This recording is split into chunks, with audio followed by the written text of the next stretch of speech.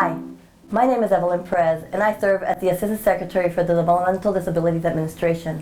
I'm really excited to kick off a series of trainings on person-centered service planning. But let me start by talking about our mission. Our mission in developmental disabilities is to provide support and foster partnerships that empower people to live the lives they want. These values guide the work we do. Values such as respect, person-centered planning and partnerships, community participation and innovation. Everything we do starts with these values. In the next several months, we are going to engage in a conversation about person-centered service planning. I see this as a natural extension of long-held values at DDA.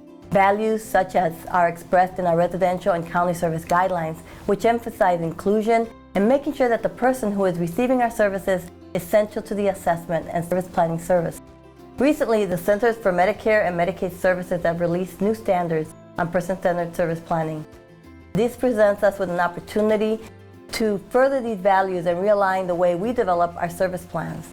Person-centered service planning is a process that involves the person receiving the services to the maximum extent possible, acknowledges them as an expert on their goals and their needs, and ensures that their voice is heard during the assessment and service planning process. A person-centered service plan identifies strengths and goals, needs and desired outcomes, and documents them alongside other paid services.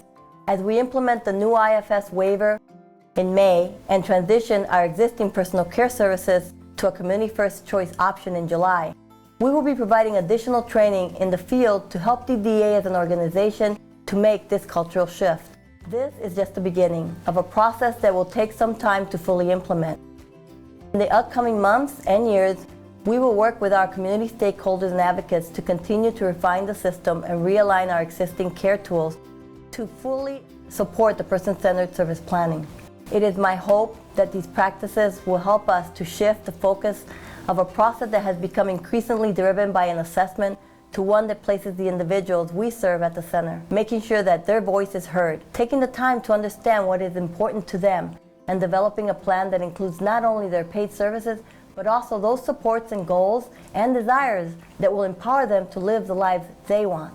In the next few months, we will be sharing a series of short videos to provide you with information on person-centered service planning. Look for the information here at the Assistant Secretary's Corner. But for now, I'd leave you with this short video from Beth Mount, which talks about the differences between system-centered planning and person-centered planning. Thank you for the continued work you do transforming the lives of the citizens of the state of Washington.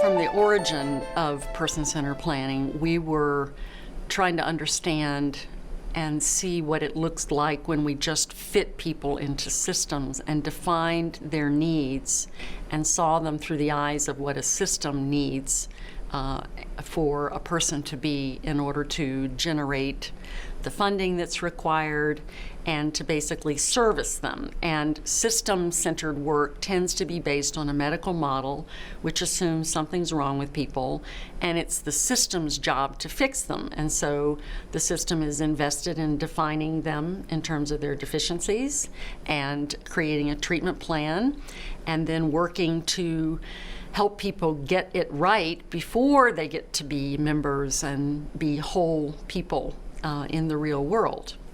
So person-centered planning offers a major contrast to that, which is to say that people don't belong to systems. They belong to themselves, they belong to their families and their communities. And if we see them in a different light by the capacities that they bring, and we understand that their communities are the place where they can contribute and be citizens, then our thinking shifts dramatically from how to fit people into systems and service them there to how do we support people to live good lives in community, and then how do we take what we need from systems and services so that services are not bad, they just tend to be wired for their own purposes, for their own self-interest. So a good person-centered planning process calls into question the way we use services and invites us to really change the way most of our services are configured to be more responsive to the people and the way that they want to live in the communities that they're in. Contact us for more information, for a free demonstration or trial, or to sign up.